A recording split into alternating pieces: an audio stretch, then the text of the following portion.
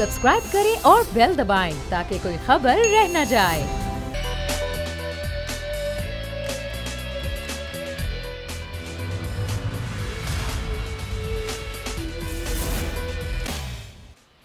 बिस्मिल्लाहिर्रहमानिर्रहीम, अस्सलाम वालेकुम। प्रोग्राम में मैं सुमैया रिजवान आपको वेलकम कहती हूँ। नाजरीन, हम देख रहे हैं मुल्क भर में फॉरेन फंडिंग केस के हवाले से एक शोर है। आज इलेक्शन कमीशन ने कह दिया कि फॉरेन फंडिंग केस पर गैर ज़रूरी तबसरों से गुरेज किया जाए। याद रहे कि कल वज़ीर आज़म ये कह चुके हैं कि मैं चाहता हूँ कि फॉरेन फंडिंग केस की समाज जो है वो ओपन हो, पब्लिक में हो। और ना सिर्फ ये, बल्कि उन्होंने इस ख्वाहिश का भी इजहार किया कि वो चाहते हैं कि तमाम सरबराहान बैठकर, पार्टीज के सरबराहान बैठकर फैसला सुने, ताकि पूरी दुनिया को पता चले, कौम को पता चले और दूध का दूध पानी का पानी हो जाए। एक तरफ तो ये सूरत हाल है, दूसरी जानिब हमने देखा कोरोना सूरत हाल के पेश नज़र दुनिया भर में इसके असरात मुरतब हुए तो पाकिस्तान पे भी इसके असरात मुरतब हुए। पाकिस्तान जो कि गरीब मुल्क है, यहाँ पर जो नौकरियों की सूरत हाल थी वो इस तरह से हुई कि 1 करोड़ लोग बेरोजगार हुए, महंगाई में इजाफा हुआ और ये इजाफा मुसलसल देखने में आ रहा है। गो कि अब 8-9 महीने हो गए हैं, लेकिन असरात अभी तक अवामुन्नास पर हैं। अपोजिशन इसी चीज़ को लेकर एहतजाज करने के लिए निकली और उसके बाद एहतजाज लॉन्ग मार्च इस्तीफे से होता होता इलेक्शन कमीशन तक आ गया है। अब से कुछ ही देर पहले, मेरे प्रोग्राम शुरू करने से कुछ ही देर पहले, वज़ीर मनसूबाबंदी असद उमर और दीगर वज़रा ने एक प्रेस कॉन्फ्रेंस की। उस पर ज़रा मैं आज बात करना चाहूँगी। उन्होंने कहा कि चंद माह से मईशत के हवाले से बड़ी अच्छी खबरें आ रही हैं। मईशत बेहतरी की जानिब गामजन है, बरामदात में इजाफा हो रहा है और ग्रोथ में भी तेज़ी से इजाफा हुआ है। उन्होंने ये भी कहा कि बड़ी सनतों की पैदावार में इजाफा हुआ है, जिसमें से 5 में से 7% तक का इजाफा हो चुका है। करंट अकाउंट खसारा जो है वो अब सरप्लस नज़र आ रहा है। जारी अखराजात में पुराने कर्जों के अगर सूद को हम निकाल दें तो सरप्लस बजट है। बिजली के हवाले से सनतों को रिलीफ दिया जा रहा है। सनतों के लिए टैरिफ का ऐलान किया गया है, जिससे बिजली के इस्तेमाल में इजाफा हुआ और गर्दिशी कर्जों में तेज़ी से इजाफा हो रहा है। और बेहतरी के लिए भी इक़दाम किए जा रहे हैं, जिसमें 1 साल के अंदर उन्होंने कहा कि सैकड़ों अरब रुपए की बचत नजर आएगी।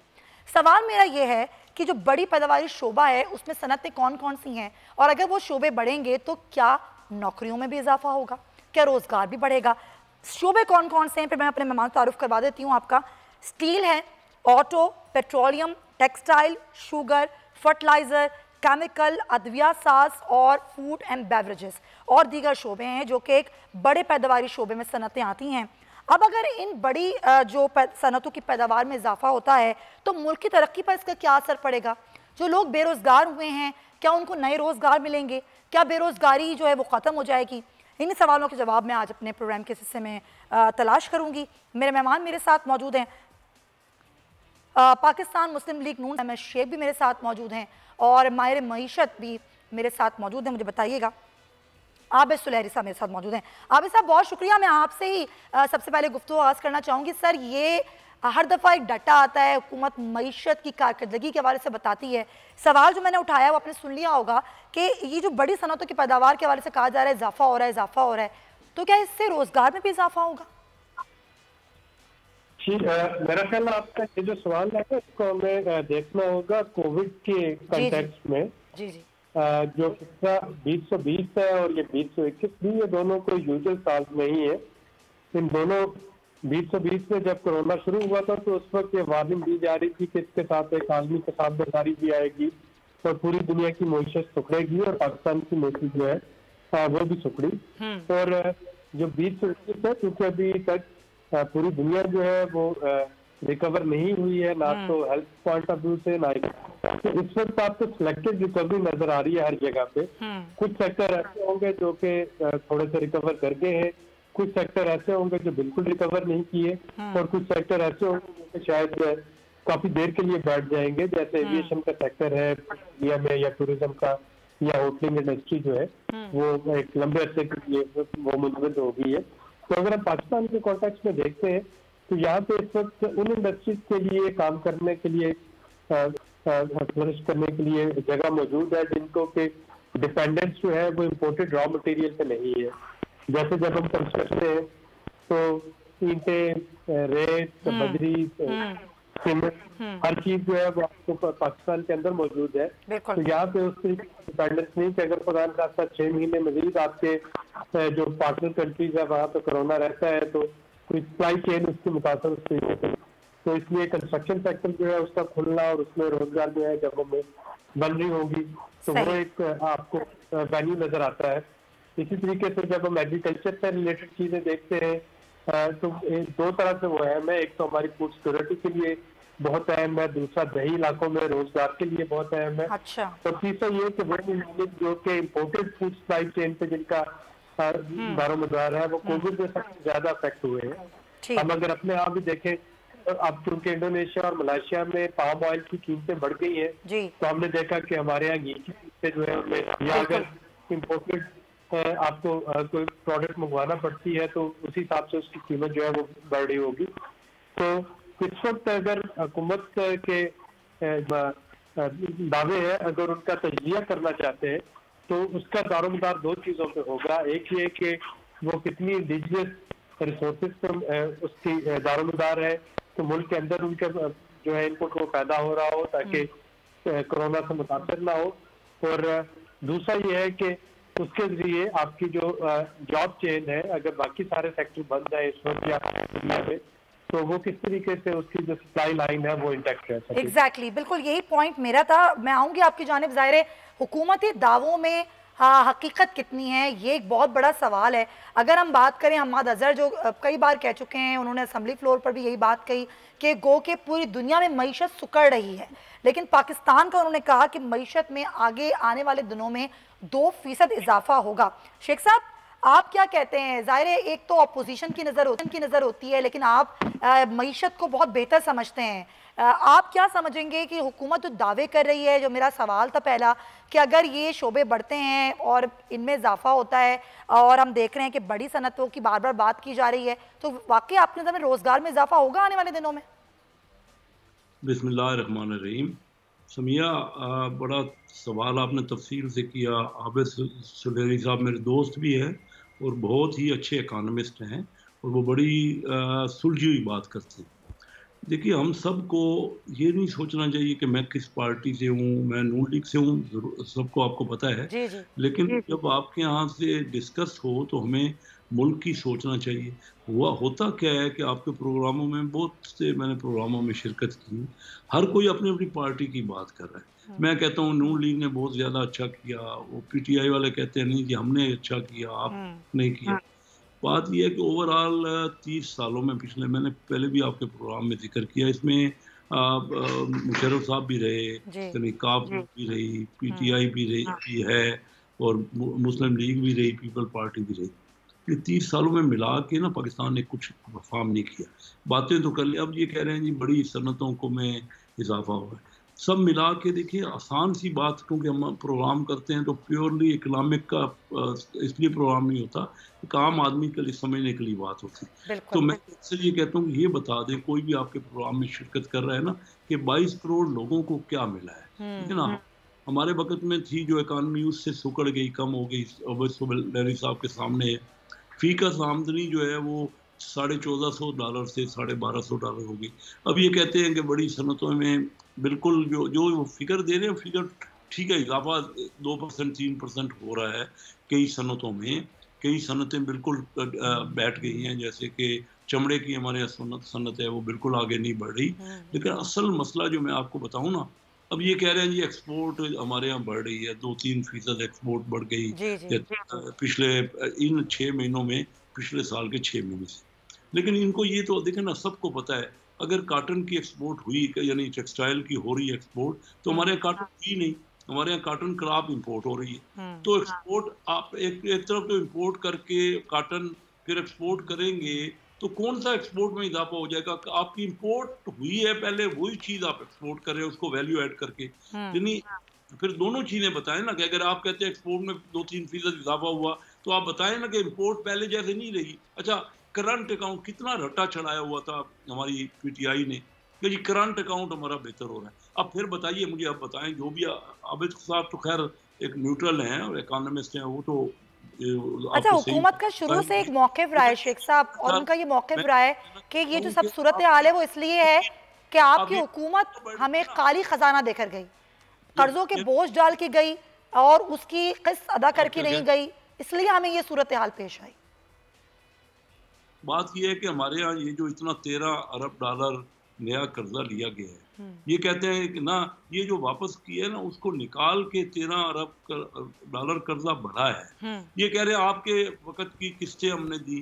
देखिए किस्तें तो हर कोई हम भी दे रहे थे। क्या ये 13 अरब जो डॉलर नया कर्जा लिया है क्या सब इन्होंने वापस किया है? इतना तो नहीं है, वापस तो कर रहे हैं सूद की मद में, लेकिन उससे भी ज्यादा ले ली, जो सूद दे रहे उससे ज्यादा ले रहे। गलत बात ना करें ना, मईशत में गलत आप बात करेंगे। अब हमारा लेकिन एक इल्जाम और भी है कि बिजली के महंगे मंसूबे आपके दौर में लगाएगा, जिसका खुमियाजा अभी हुकूमत कहती है कि हमें भुगतना पड़ रहा है। अच्छा, बिजली के महंगे जो अगर नहीं लगते मंसूबे तो उस वक्त बिजली नहीं थी हमारे मुल्क में। देखिए ना, सारी प्रोडक्शन रुकी पड़ी। आप खुद सोचिए कि अगर महंगे हमने लगा भी दिए, चलो एक मिनट के लिए सोचते हैं, तो प्रोडक्शन में इजाफा हुआ, जो सनतें रुकी पड़ी थी वो सनतें चल गई। वो इतने ह्यूज, उनमें अरबों डॉलर के इन्वेस्टमेंट हुई थी, अगर वो कामयाब हो गई, ये अब उसके सस्ते लगा के देखें ना, क्या इस वक्त वो सस्ते लग रहे हैं कि बिजली के मंसूबे अभी जो बन रहे हैं? अब उसका जवाब दिया है उमर अयूब साहब ने। जरा मैं उसी को आगे बढ़ा के आबिद साहब की जानिब जाऊंगी। वो ये कहते हैं कि साबिका हुकूमत ने बारूदी सुरंगें लगाएं, बिजली खर्च करें ना करें, हमें अदायगी तो करनी होती है। 2019 तक 227 अरब रुपए की अदायगी हमें करनी थी, जो हमें बारूदी सुरंग में मिली। 2019 में 23 पैसे फी यूनिट इजाफा किया गया। 2013 में 185 अरब, 2019 में 642 अरब रुपए हो गई।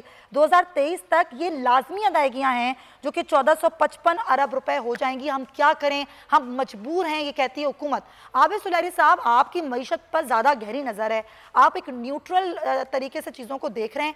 आप बताइए, क्या वाकई हुकूमत का ये मौक़िफ़, ये नैरेटिव बिल्कुल दुरुस्त है कि पिछली हुकूमतों की गलतियों की वजह से आज हुकूमत इस जगह पर है, फिर कोविड ने रही सही कसर भी पूरी कर दी? मसला ये होता है कि जब आपका मुकम्मल तौर पे सेहतमंद तवाना हो तो हल्की फुल्की जो सर्दी होती है वो शायद उस तरीके से आपको इफेक्ट नहीं करती। जब आप ऑलरेडी कमजोर हो तो फिर जरा सी हवा जो है वो भी बीमार कर देती है।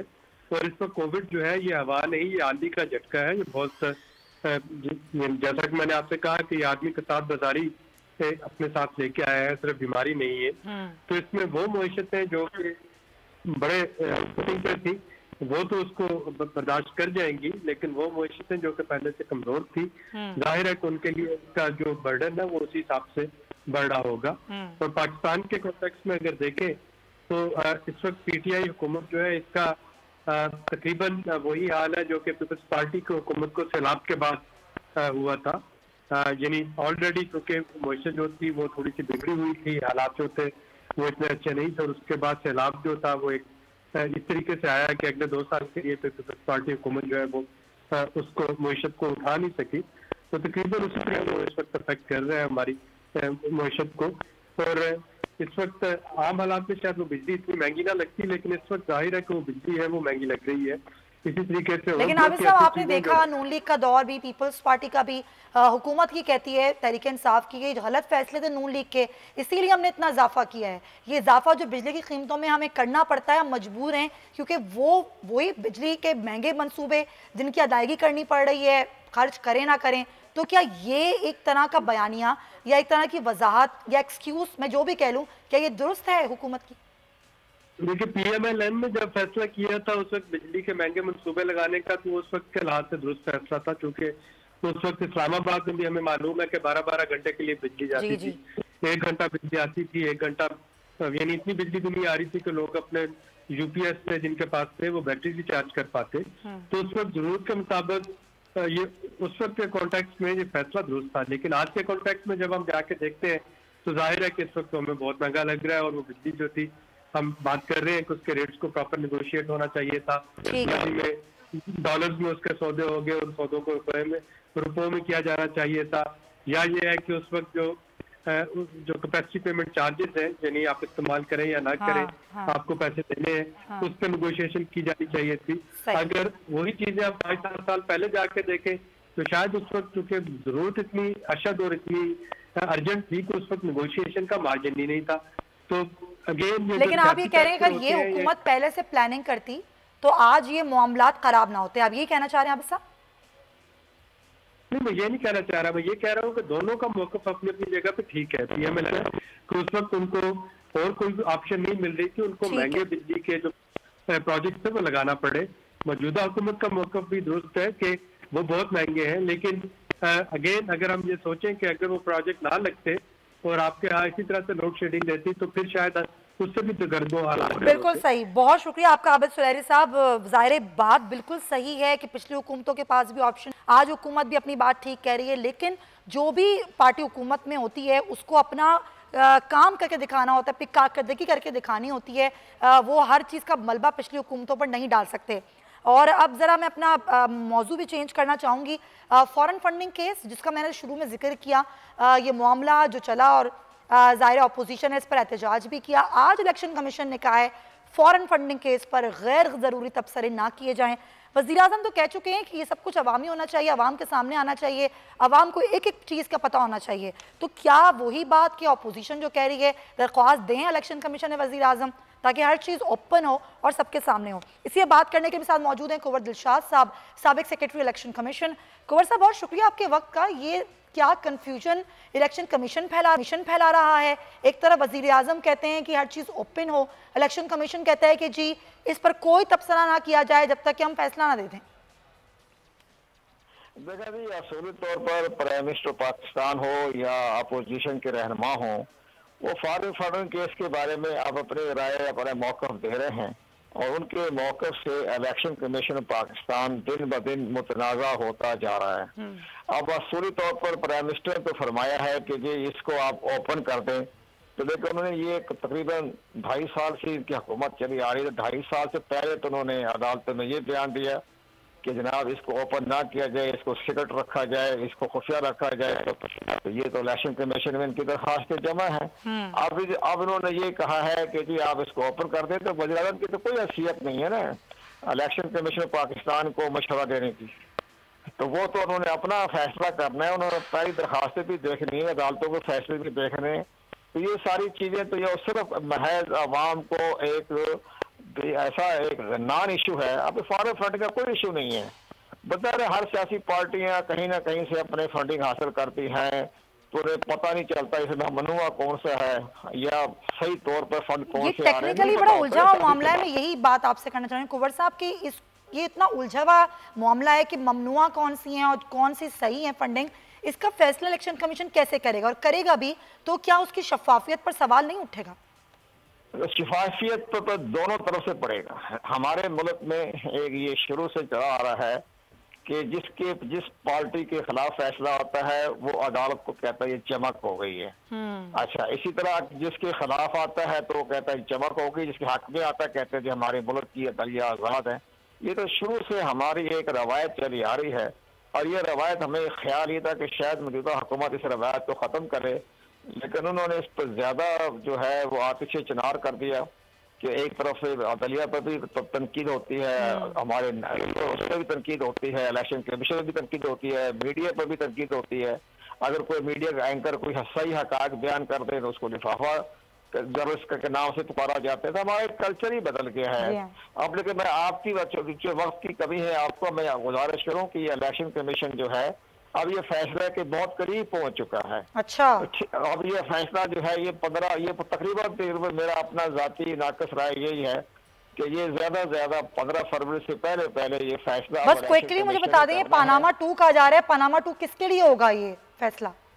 कोई पनामा 2 नहीं है, कोई मामला नहीं है, ये सारे हमारी सियासी बयानात बातों के आप अपने इस तरह है। नो कोई अल्लाह बात यह उन्होंने कहा कि ये ममनुआ ये फंडिंग आ गई है, तो ममनुआ फंडिंग को इलेक्शन कमीशन जब्त कर लेगा, जब्त कर देगा, तो उसकी जो तासरात होने हैं तो पनामा 2 कह दे या पनामा 3 कह दे। चलें, बहुत शुक्रिया कुंवर शाह साहब। कैसे साहब मेरे साथ मौजूद रहेंगे, तो उनका इस पर मौक़िफ़ लेना बड़ा ज़रूरी है कि ये सियासी बयान आती हैं और किससे इसको फ़ायदा होने जा रहा है या आवाम को एक और ट्रक की बत्ती के पीछे लगा दिया गया है। फिर कुछ कोरोना की सूरत पर बात करेंगे इस ब्रेक के बाद। स्टे विद अस।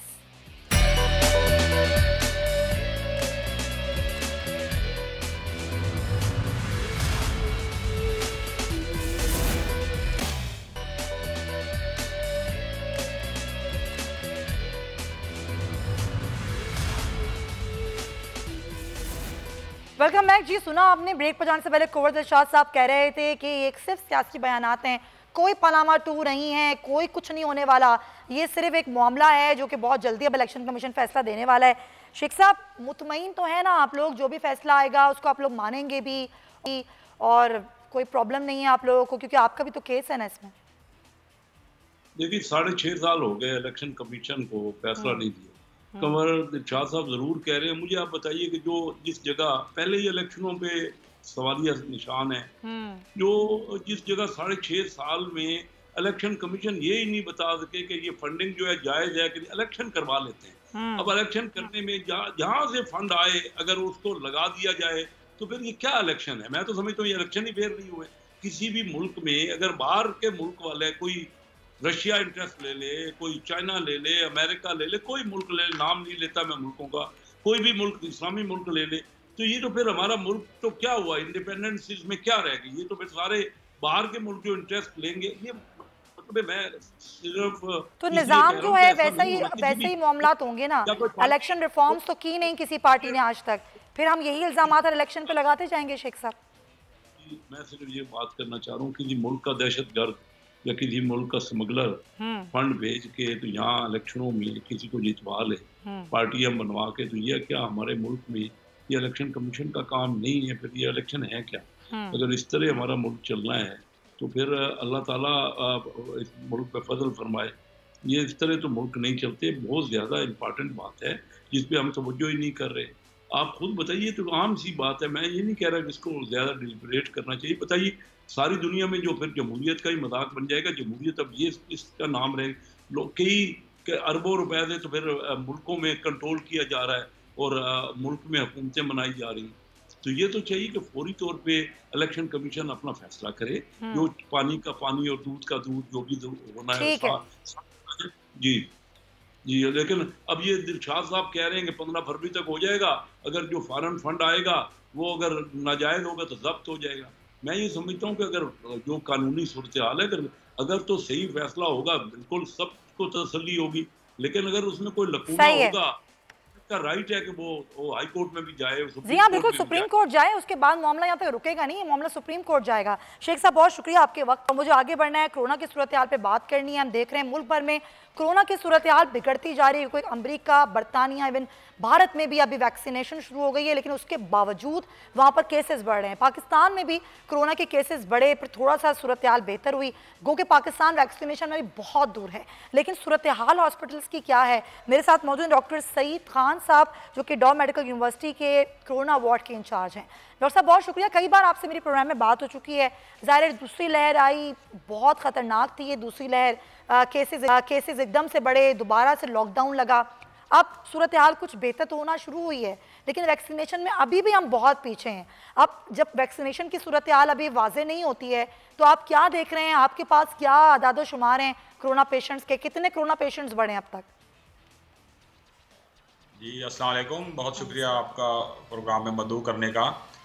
यकीनन कोरोना की जो सूरत हाल आपने इंट्रो में बताया कि काफ़ी मुश्किल हालात से मुल्क भी गुजरा, पूरी दुनिया भी गुजरी, और अब ये हालात ये हैं कि अगर हम वैक्सीनेशन की तरफ चले जाते हैं तो हालात बेहतर हो सकते हैं। और अब थोड़े से नंबर बढ़ने के बजाय एक हद पे कांस्टेंट चल रहे हैं, एक स्ट्रेट प्लेटू चल रहा है, जिसकी वजह से हमारे पास एक अपॉर्चुनिटी है कि जल्द से जल्द वैक्सीन अगर अवेलेबल हो जाती है और ये मज़ीद इसमें इजाफा ना हो केसेस में, तो ये अच्छा मौका हो सकता है। लेकिन इसको हमें कैपिटलाइज करना चाहिए कि जल्द से जल्द वैक्सीन जो है मुल्क में अवेलेबल हो जाए, और आवाम के लिए और स्पेशली जो तिब्बी अमला है उसके लिए, और बाकी जो हाई रिस्क ग्रुप्स हैं जिनकी। डॉक्टर साहब कल आपने डॉक्टर फैसल सुल्तान साहब की ब्रीफिंग अगर देखी हो तो उन्होंने ये कहा कि अभी हम इतनी बड़ी आबादी का मुल्क है, सबके लिए तो वैक्सीनेशन हम नहीं दे सकते। और ज़ाहिर है बार बार ये भी इल्ज़ाम था हुकूमत पर कि हुकूमत ने अभी तक कोई बुकिंग नहीं करवाई। हम तो बुकिंग ही नहीं करवा सके तो वैक्सीनेशन कहाँ से आएगी?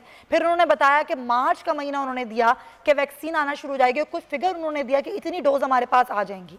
अब वो कुछ डोज हैं, वो कुछ लोगों को लगेंगी, ज़ाहिर पहले तिब्बी अमले को लगेगी, फिर उसके बाद। लेकिन एक सवाल है, वो सवाल बड़ा इंपॉर्टेंट है कि लोग डर रहे हैं। जिस तरह अमवात हुई, हमने देखा भारत में कई मेडिकल जो वर्कर्स थे उनकी डेथ हो गई अचानक वैक्सीनेशन के बाद। अमेरिका और बरतानिया में भी ऐसी सिचुएशन हुई। वैक्सीनेशन पर तहफ़्फ़ुज़ात लोगों के हैं। जब पाकिस्तान में वैक्सीनेशन आएगी, हर तरह के लोग हैं, हर तरह की सोच है, कायल कैसे किया जाएगा कि वैक्सीन लगे और वो लगवा भी लें इजीली? यहाँ पर तो लोग पोलियो की वैक्सीन पीने पर इतने मसले करते हैं। बिल्कुल, आपने बहुत अहम मसले की तरफ इशारा किया है और यकीनन जो थोड़ा टाइम लगा गवर्नमेंट की तरफ से, उन्होंने इस मौजू पे बड़ी कमेटी बनाई थी कि वैक्सीन काफ़ी सारी कंपनीज ने बनाई है, तो हमारे हालात के हिसाब से कौन सी वैक्सीन बेहतर होगी, एक अवेलेबल कौन सी होगी और वो बेहतर कौन सी होगी। तो उस कमेटी ने गवर्नमेंट को सजेस्ट किया कि ये वाली वैक्सीन जो है बेहतर है और ये आप एक्वायर कर लें। तो जो अब तक थोड़ा टाइम लगा तो वो इस एनालिसिस में लगा उनको। तो मेरे ख्याल में हम बेहतर पोजीशन में होंगे अगर हम चूज़ बेहतर वैक्सीन कर लेते हैं, बजाय कि जल्दी में उल्टी सीधी कोई वैक्सीन मंगा लें। तो और चीनी वैक्सीन के हवाले से आप क्या कहेंगे, जिसका आज शामिद कुरैशी साहब ने भी कहा कि तकरीबन उन्होंने कहा 5 लाख डोज तोहफा दे रहा है चीन। तो वो जो चीनी वैक्सीन है, ज़ाहिर है वो दूसरे मुल्क भी ले रहे हैं, उस वैक्सीन के हवाले से आपका क्या कहना है? उसके बारे में अभी तक जो डेटा अवेलेबल है और पब्लिश हो चुका है, उसके काफ़ी हौसला अफजा नताइज आ चुके हैं, जिसका मतलब UAE में भी तजुर्बा हो चुका है, बाकी ममालिक में वो वैक्सीन यूज़ हो रही है। तो वो हमारे हालात के हिसाब से काफ़ी एक अवेलेबल ऑप्शंस में one of the best option है। तो काफ़ी वो सेफ भी है और उसकी एफिकेसी भी एक्सेप्टेबल लेवल तक सही है। और उसमें एक खूबी ये भी है कि वो टेम्परेचर जो रिक्वायरमेंट है वो हमारे हालात के हिसाब से आइडियल है, कि उस स्पेशल रिक्वायरमेंट ऐसी नहीं है जिसकी दूसरे कोई अमेरिकन जो वैक्सीन है उसके लिए -80 और ज़्यादा टेम्परेचर कम फ्रीजर चाहिए होते हैं, तो वो हमारे पास बड़ी मकदार में अवेलेबल नहीं होंगे। तो ये दस्तियाब वसाइल में ये काफ़ी बेहतर वैक्सीन है। तो डॉक्टर साहब, चले वैक्सीन की दस्तियाबी शुरू भी होती है, तो कोई आपके ख्याल में कोई आदाद शुमार इकट्ठे किए गए हैं कि फ़िलहाल शुरू का एक फ़ेज़ होगा, ज़ाहिर फेज़ वाइज ही सबको मिलेगी वैक्सीन, तो शुरू का जो फेज़ होगा उसमें कितनी वैक्सीन चाहिए होगी? कोई हुकूमती लोगों से, आपके हुकूमत के लोगों से कोई बातचीत हुई हो? ज़ाहिर है डॉक्टर्स हजरात भी तो अपना डाटा शेयर करते हैं ना कि हमें इतनी वैक्सीन दरकार होंगी फर्स्ट फेज़ में। बिल्कुल, आइडियली तो सारे लोगों को वैक्सीन लगनी चाहिए, लेकिन क्योंकि ये पॉसिबल नहीं है कि इतने बड़े पैमाने पे डिमांड और सप्लाई का भी इशू है, फिर इसमें बजट के भी इश्यूज हैं, तो आइडियली जिनको जो आबादी ज़्यादा ख़तरे में है और जो हाई रिस्क ग्रुप्स हैं उनको प्रायोरिटी दी जाएगी। तो वैक्सीन आना जब शुरू हो गई तो फिर आने के बाद आती चली जाएगी और लगती चली जाएगी, लेकिन शुरुआत में जो तिब्बी अमला है, डॉक्टर्स है, पैरामेडिक्स हैं, जो मुसलसल मरीजों की खिदमत कर रहे होते हैं और इनसे एक्सपोज हो रहे होते हैं, तो उनको बचाने के लिए उनको प्रायोरिटाइज किया जाएगा। और फिर जो बड़े उम्र के लोग हैं, क्योंकि वो भी ख़तरे में होते हैं कि उनको खुदा न खास्ता बीमारी शिद्दत हो सकती है, तो इस तरह स्मार्टली आप वैक्सीन की तादाद कम होगी, लेकिन आप स्मार्टली यूज़ करेंगे तो इससे काफ़ी ज़्यादा बेहतर नताइज हासिल हो पाएंगे और उसका असर जो है कम वैक्सीन का बहुत ज़्यादा इफेक्टिव। लेकिन डॉक्टर साहब एक चीज़ और, वैक्सीन आ गई है लेकिन वायरस भी म्यूटेट हो गया है, वो नई शक्लें इख्तियार कर रहा है, तो सवाल ये भी उठ रहा है क्या वैक्सीन के बाद भी ये वायरस हो सकता है लोगों को? लोग परेशान हैं कि अब ये वायरस हमने देखा बरतानिया में एक नई शक्लों में आ रहा है, उसके बाद भी हम ये तसल्ली रखें कि अगर हमें वैक्सीन लग गई है तो अब हमें वायरस नुकसान नहीं पहुँचा सकता। बिल्कुल, दो चीज़ें हैं, हमें वैक्सीन पे ज़्यादा रिलाई इसलिए करना चाहिए कि ये बीमारी जब तक वैक्सीन नहीं लगी ख़त्म नहीं हो पाएगी। सही, या तो हम बहुत ज़्यादा एहतियात करें, जो पॉसिबल नहीं है, काफ़ी आप सोसाइटी में देखते हैं कि लोग मास्क पहनना गवारा तक नहीं करते। तो अगर वैक्सीन अवेलेबल हो जाती है तो हमारे पास ये वाहिद हल है कि हम बीमारी से छुटकारा पा सकते हैं। और जितनी तब्दीलियाँ इस वायरस में अब तक आई हैं तो उस पे वैक्सीन के असर पे कोई असर नहीं पड़ा। अब तक जो आदाद शुमार है जो वैक्सीन अब तक ट्रायल में है उस पे कोई असर उसका नहीं पड़ा। तो अभी तक ये वैक्सीन मुअस्सर है उन वेरिएंट्स के खिलाफ भी जो जिसमें तब्दीली आई है उनके खिलाफ भी ये पूरी तरह मुअस्सर है, जो वैक्सीन अच्छी वैक्सीन है। ठीक है, बहुत शुक्रिया आपका डॉक्टर सईद खान, मेरे साथ बड़ी डिटेल उन्होंने हर सवाल का जवाब दिया और हम उम्मीद करते हैं कि जल्दी ये वैक्सीन पाकिस्तान को दस्तयाब हो, क्योंकि ये वायरस जो है ये ज़ाहिर अपनी शक्लें बदल रहा है। जितनी जल्दी हमारे पास ये चीज़ आएगी, वैक्सीन आएगी, तो हम ज़ाहिर इस वायरस से लड़ने के लिए ज़्यादा बेहतर तरीके से तैयार होंगे। अब अगले मौजू की जानिब आते हैं और प्रोग्राम के आखिरी हिस्से में हम बात करेंगे ज़ाहिर अमेरिका के 46वें सदर जो बाइडन जिन्होंने हल्फ उठाते ही बड़े अहम उन्होंने कुछ एग्जीक्यूटिव ऑर्डर्स थे दस्तखत उन पर किए हैं जिनमें जो कुछ मुतनाज़ सफरी पाबंदियाँ थीं उसका खात्मा है, पेरिस माहौलियाती मुआहदे की बहाली है, तमाम वफाकी इमलाक में लाजमी मास्क पहनने के बिल हैं। सवाल हम ये उठाएंगे कि पाकिस्तान का इस पर क्या असर पड़ेगा। अगर हम बात करें कि जो पाकिस्तान के ताल्लुकात रहे डोनाल्ड ट्रंप के साथ, अब वो ताल्लुकात एक नए सिरे से शुरू करने पड़ेंगे या फिर जो उनकी पॉलिसीज़ होंगी जो बाइडन की वो ज़्यादा बेहतर हो सकती हैं डोनाल्ड ट्रंप के मुकाबले में। इसी बात करने के लिए मेरे साथ मौजूद हैं सरदार आसिफ अली साहब हैं, साबिक सफ़ीर हैं। बहुत शुक्रिया आसिफ साहब।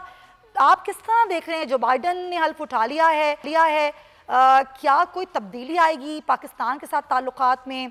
हमने देखा कि डू मोर पॉलिसी चेंज हुई डोनाल्ड ट्रंप के दौर में, ताल्लुकात बेहतर हुए, वज़ीर-ए-आज़म इमरान खान के दौरे ने एक सूरत हाल को काफ़ी स्टेबलाइज किया। अब आप किस तरह देख रहे हैं खासतौर पर पाकिस्तान के लिए एक नए सदर किस तरह साबित हो सकते हैं?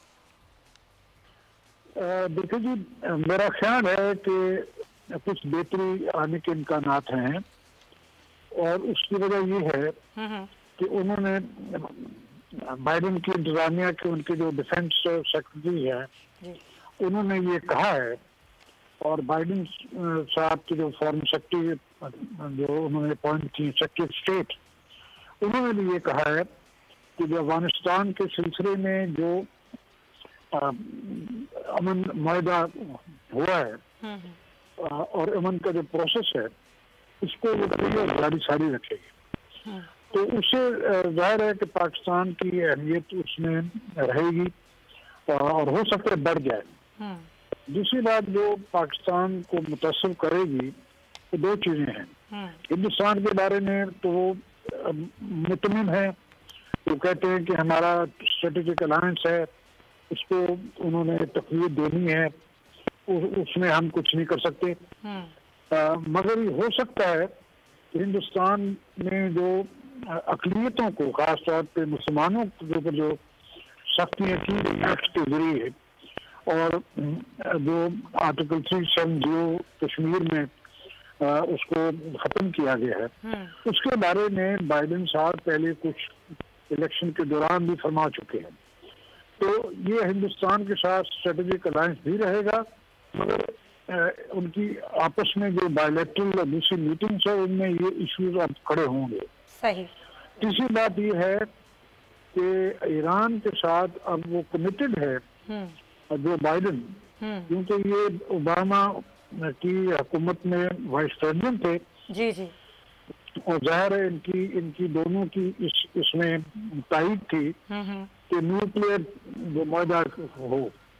तो जब वो न्यूक्लियर मुआहदा दोबारा होगा जो कि बाइडन के ऊपर बहुत प्रेशर होगा इंटरनल, तो उस वक्त ईरान जो सैंक्शंस हैं वो भी लिफ्ट हो जाएंगी, फिर ईरान एक नॉर्मल मुल्क बन के उभरेगा। और मेरा अंदाजा है कि ईरान के साथ हमारी उसके बाद बहुत तेजी से ताउन भी बढ़ेगा और ट्रेड भी बढ़ेगी, बायलैटरल रिलेशन बहुत इम्प्रूव करेंगे। अच्छा, दूसरी बात ये है कि चाहे मैं इजाजत दी तो मैं ये अकेला पॉइंट अर्ज कर दूं। तीसरी बात इसमें यह है कि बाइडन की चाइना के बारे में अब क्या पॉलिसी हो। क्या वो ट्रंप की जो पॉलिसी थी कि उन्होंने चाइना को दुश्मन करा और चाइना की कंटेनमेंट की पॉलिसी शुरू कर दी, उस बारे में क्या बाइडन भी ये करेंगे या नहीं? मेरा अंदाजा है वो ऐसा नहीं करेंगे। अच्छा। तो चाइना के साथ जो उनके इश्यूज हैं उन पे बातचीत करेंगे और एक रेटरिक है जो लफाजी है, तेज बातें करने की जो ट्रंप को आदत थी वो कदरे कम हो जाएगी। लास्ट पॉइंट, सऊदी अरब में अब एक तब्दीली आएगी। सऊदी अरब ने मजबूर किया यूएई को कि वो इजराइल को तस्लीम करे ट्रंप के कहने पे, और इस किस्म के वाकयात बहुत से हैं कि सऊदी अरब ने यमन की जंग भी लड़ी, उसमें फायदा ना हुआ और पाकिस्तान के साथ भी रिलेशंस थोड़े से कम हुए। अब वो तब्दीली अब आप देखेंगे कि उसमें तब्दीली आएगी। प्रिंस मोहम्मद बिन सलमान वो पाकिस्तान आ रहे हैं और शिकार के सिलसिले में, और वो प्राइम मिनिस्टर इमरान खान से भी मुलाकात करेंगे और उसमें मेरा ख्याल है कि रिलेशंस हमारे इम्प्रूव करेंगे, बेहतर होंगे।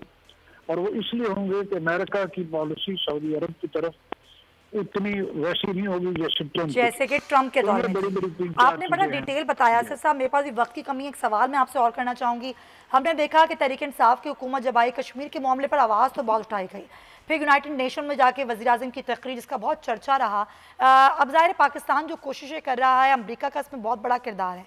जो नायब सदर ने कमला हारिस, उनके बयानात तो हैं माजी में, लेकिन क्या आपको लगता है कि जो बाइडन की हुकूमत में कश्मीर के हवाले से अमेरिका कुछ करेगा, पाकिस्तान का साथ देगा, खास तौर पर भारत पर दबाव बढ़ेगा?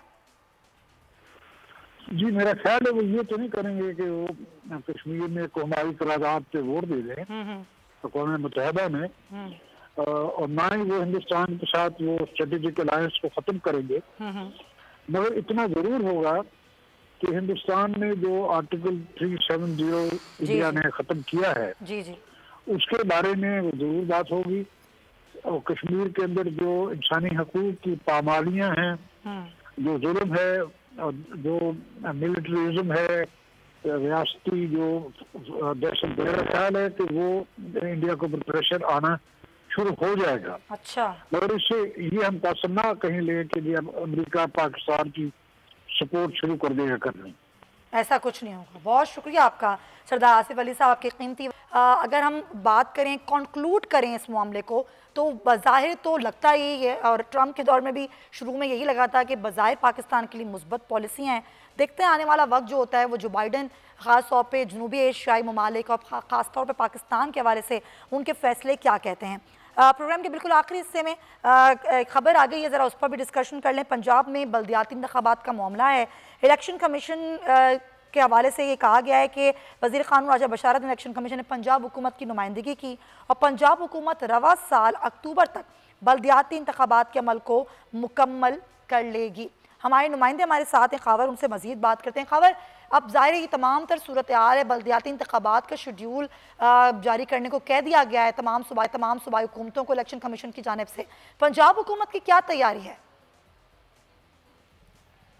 पंजाब हुकूमत की जानिब से आज नुमाइंदगी की है वज़ीर कानून राजा बशारत ने, जो इलेक्शन कमीशन में जाके इलेक्शन कमीशन से उन्होंने मुलाकात भी की थी और अपनी तैयारियों के हवाले से आगाह किया है। जो शेड्यूल राजा बशारत की जानिब से जारी किया गया है उसके मुताबिक पंजाब हुकूमत का मौक़िफ़ है कि हम अक्टूबर तक बल्दियाती इंतखाबात जो है वो करवा देंगे, जबकि लोकल गवर्नमेंट एक्ट जो है 2019 का उसमें भी तरमीम की गई है। जो एक इम्पोर्टेंट चीज उसमें हमें दिखाई दी है कि एक जो विलेज काउंसिल है उन्हें 60,000 कर दिया गया है और साथ ही साथ उनका ये भी कहना ज़ाहिर है कि शेड्यूल जो है वो जारी किया गया है खबरबाज बहुत करने के लिए।